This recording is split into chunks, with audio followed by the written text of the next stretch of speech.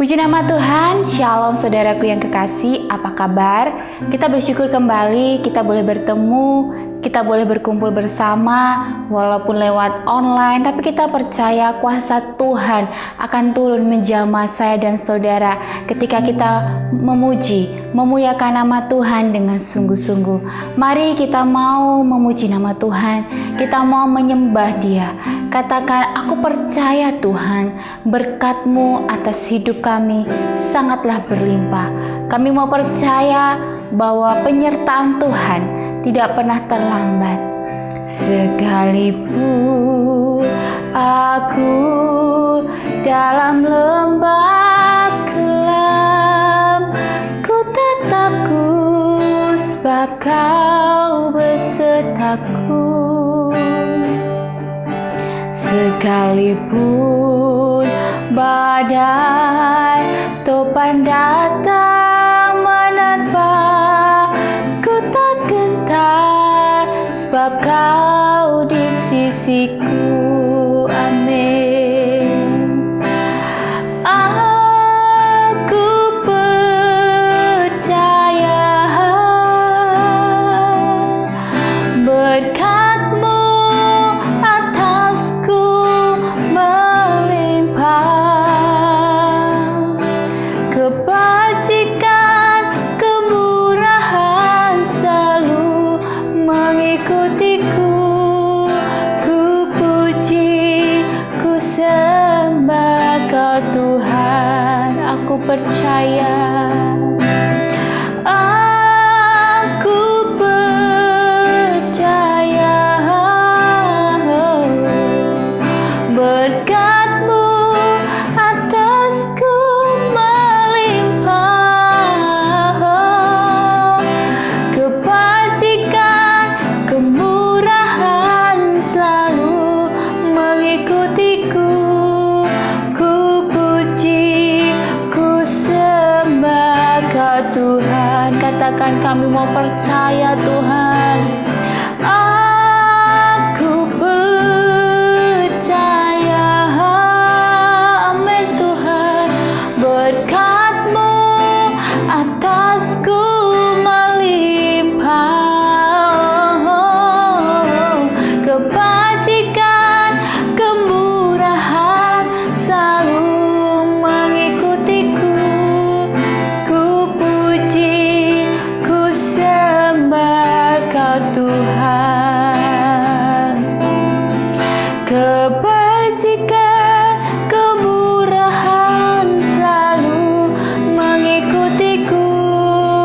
Ku puji, ku sembah Kau Tuhan. Kebajikan, kebajikan, kemurahan selalu mengikutiku. Ku puji, ku sembah Kau Tuhan. Aku percaya saja hanya padamu Tuhan, hanya padamu Yesus.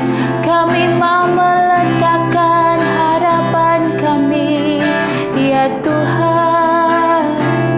Oh, kami mau menyenangkan-Mu Tuhan. Terima kasih Tuhan. Kami mau percaya Tuhan, sebab Engkau yang hidup, Allah yang kudus dan berkenan. Kepadamu Tuhan, oh, kami bersyukur Tuhan. Terima kasih Bapa.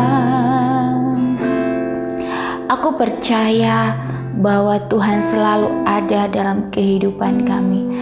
Aku percaya Tuhan tidak pernah meninggalkan. Bahkan aku percaya Engkau pegang kendali dalam hidup kami. Kami bersyukur punya Tuhan yang baik, Tuhan yang setia dari dulu sampai sekarang. dan Engkau tidak pernah berubah. Kebaikan-Mu tetap sama dan Engkau tidak pernah mengingkari janji-Mu. Untuk itu ajar kami untuk percaya, berharap, dan menyenangkan hati Engkau selagi kami masih hidup. Selagi kami masih diberikan kesempatan, itu berarti kami akan semakin hari memberikan yang terbaik. Dan terima kasih Tuhan, kami mau mendengarkan firman-Mu. Urapi hamba-Mu yang tidak ada apa-apanya ini. Pakai hamba-Mu sesuai dengan rencana-Mu. Dan biarlah apa yang hamba katakan, pikirkan, dan apa yang hamba nanti sampaikan boleh berkenan dan menyenangkan hati Engkau, dan banyak jiwa boleh melihat kebaikan Tuhan, banyak jiwa mengenal akan Engkau, dan lebih sungguh-sungguh lagi datang kepada Engkau. Kami bersyukur Bapa, dalam nama Tuhan Yesus. Haleluya. Amin. Puji nama Tuhan. Shalom saudaraku yang kekasih. Kita bersyukur saudara, Tuhan kasih kesempatan saya dan saudara untuk menikmati hidup hari ini. Seberapa banyak di kita hari ini merasakan bahwa kita punya Tuhan yang selalu menyertai. Seberapa banyak juga kita, saya dan saudara, boleh merasakan bahwa Tuhan tidak pernah meninggalkan, walaupun keadaan yang semakin hari membuat kami jadi takut atau membuat saya dan saudara menjadi khawatir. Tetapi di sini Tuhan mau mengajarkan bahwa keadaan-keadaan yang semakin membuat saya dan saudara takut atau keadaan-keadaan yang semakin membuat saya dan saudara cemas, di situ Tuhan mau menyatakan kasih-Nya. Di situ Tuhan mau supaya saudara lebih dekat kepada Tuhan. Dan hari ini kita mau baca firman Tuhan di Amsal 15 ayat 5 dan ayat yang ke-24. Kita mau baca bersama-sama.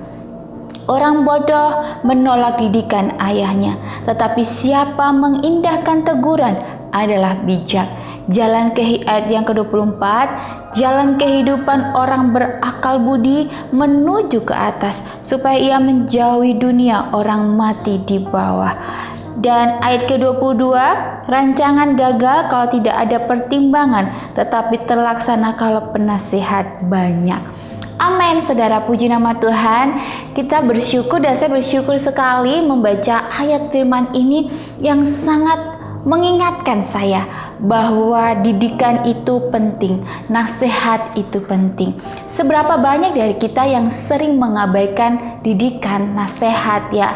Waktu kecil kita dididik oleh orang tua ya. Mungkin anak-anak bayi masih bisa nurut ya, umur 1 tahun, 2 tahun, tetapi ketika sudah mulai beranjak dewasa ya pasti kita akan mengalami yang namanya, kalau anak-anak dibilangin orang tua pasti ada pemberontakan, pasti ada penolakan ya.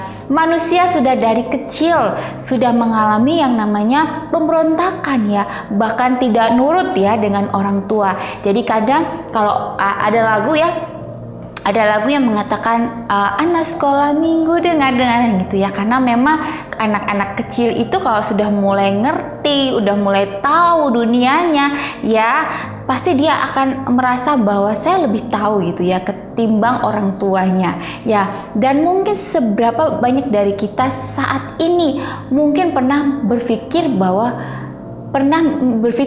saya ini juga lebih tahu gitu ya, dan merasa bahwa kita lebih mengerti gitu ya, tanpa kita mau mendengarkan dulu ya. Apalagi ya, contoh kecil aja, apalagi ketika kita waktu melewati masa-masa COVID, apalagi sampai sekarang pun juga kita sedang mengalami masa-masa pandemi ya, dimana orang-orang yang disuruh pemerintah untuk vaksin, tetapi kita memilih ya, ada yang memilih bahwa nanti vaksin bisa bikin sakit, ada yang bilang vaksin nanti bikin kita jadi kena COVID, ada yang bilang kalau kita vaksin nanti kita mati dan sebagainya, atau ada yang juga bilang bahwa umurnya jadi pendek dan sebagainya. Padahal kalau saya sempat juga terpengaruh berpikir seperti itu, bahwa wah bener ya, apa iya ya gitu ya. Tetapi saya berpikir lagi bahwa yang menyediakan vaksin ini adalah pemerintah ya, dimana pemerintah itu adalah wakil Allah. Jadi kalau pemerintah sudah menetapkan untuk vaksin, berarti kan pemerintah itu melalui proses ya, ya. Proses di mana mereka meninjau, meneliti, bukan asal-asal suruh vaksin. Bahkan nggak mungkin ya kalau dipikir secara pikiran kita ya, kalau vaksin itu bisa membuat kita sakit atau bisa membuat kita jadi punya umur yang pendek ya. Padahal ya umur kita itu di tangan Tuhan, bukan di tangan vaksin ya. Siapa tahu aja kebetulan orang itu sudah jatahnya meninggal ketika habis vaksin ya, terus dikait-kaitkan ya. Manusia itu suka mengkait-kaitkan ya, wah itu gara-gara vaksin ya jadi dia meninggal besoknya. Karena kita nggak pernah tahu hidup ini adalah milik Tuhan ya. Bahkan kematian pun memang kan firman Tuhan bilang Tuhan itu datang ya seperti pencuri yang tidak pernah diketahui siapapun. Begitupun juga dengan hidup manusia. Hidup manusia itu tidak diketahui kapan nanti dipanggil Tuhan ya. Kadang suka berpas-pasan dan orang suka mengambil kesimpulan sendiri dan membuat berita-berita yang tidak akurat ya, yang membuat orang menjadi ketakutan karena perbuatan kita sendiri ya, mengambil kesimpulan dan membiarkan berita-berita buruk itu terjadi. Saudara, ayo saya mau mengajak saudara untuk yang mendengarkan, kita mau belajar memakai akal budi kita dengan hikmat Tuhan. Kita mau belajar menjadi pribadi yang rendah hati ketika kita dinasehati ya, ketika pemerintah berkata bahwa kita harus vaksin, ya itu memang aturannya seperti itu dan kita memang harus siap ya.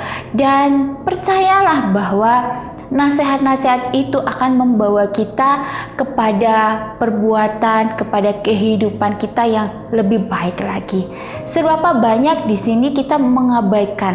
Ketika kita mengabaikan nasihat atau kita mengabaikan apa yang dikatakan itu baik ya, itu akan membawa kita kepada jalan kebodohan ya. Sama saja kita ini menjadi orang yang yaitu tadi anak-anak memberontak yang tidak mau dengar-dengaran. Bukan anak-anak saja yang gak dengar-dengaran, tetapi dewasa pun ya juga gak dengar-dengaran. Untuk itu saudara, kita mau ya memiliki jalan kehidupan orang yang berakal budi menuju ke atas supaya ia menjauhi dunia orang mati. Ya, di sini kita mau belajar bahwa kita mau menjadi orang yang bijaksana, bukan orang yang bodoh yang menolak didikan ya. Didikan Tuhan, didikan gembala, didikan orang tua ya, bahkan orang yang lebih tua atau menasehati kita atau orang-orang yang seiman ya, atau orang-orang yang menjadi penanggung jawaban dalam pekerjaan Tuhan ya. Kita mau membuka telinga kita mau merendahkan hati kita untuk bisa mendengarkan ya, mendengarkan didikan, mendengarkan nasihat. Ketika kita berbuat salah, ada yang menegur, itu berarti Tuhan masih kasih kita kesempatan untuk memperbaiki. Itu berarti orang itu mengasihi kita. Ya saudara, seberapa banyak dari kita berpikir ya, ketika contoh kecil saja kita ketilang di rambu-rambu lalu lintas ya. Saya ingat sekali ketika saya mau berangkat ke Magelang naik mobil bersama bapak saya dan suami. Waktu itu memang kita buru-buru karena ada acara lamaran. Ya saudara, ketika kita naik mobil ya seharusnya ya pas di lampu merah itu jalannya kita tidak boleh ambil ke kanan ya, tapi kita harus mengikut ke kiri karena nanti bahaya ya, karena dari belokan sana itu nanti bisa ada mobil, ada motor atau kendaraan lain. Jadi memang harus ikut lalu lintas ya. Ketika itu yang nyetir adalah papa saya. Nah, papa saya itu menyetir karena memang buru-buru ya, akhirnya kita menyeliplah ke kanan, jalanan ke kanan ya, dan ternyata di depan kita ada polisi ya, dan polisi menyuruh kita stop di situ. Akhirnya kita kena tilang ya saudara. Nah, di situ kita belajar ya, kalau andaikan ya kita berpikir bahwa kalau ada di depan kita atau di belakang kita, kok dia nggak ditilang, kok saya ditilang, itu berarti Tuhan masih memberikan kita kesempatan untuk melakukan yang baik ya, menyelamatkan kita. Karena memang itu sudah rambu-rambu. Kalau kita langgar itu akan berbahaya, membahayakan nyawa kita ya. Kalau kita sudah buru-buru ya, terus tiba-tiba ketilang, itu bersyukurlah, berarti saudara sedang diingatkan dia dari bahaya maut ya, dari kecelakaan. Jadi saudara, ketika ada sesuatu hal yang terjadi dalam hidup kita, jangan menyalahkan siapapun, jangan menyalahkan ada yang tegur kita, ada yang mengingatkan kita, tetapi justru kita mengintrospeksi diri kita bahwa ada rencana Tuhan. Ya, kalau saja waktu itu kami tidak ditilang, mungkin Bapak saya akan semakin ngebut ya saudara. Nah, untuk itu maaf, saya mau bersin ya. Jadi untuk itu saudara, kita mau percaya bahwa hal-hal yang terjadi yang menegur kita ya dengan kasih Tuhan, dengan baik, kita mau mendengarkan supaya tidak menjadi malapetaka, karena kita mau menjadi orang yang bijak, orang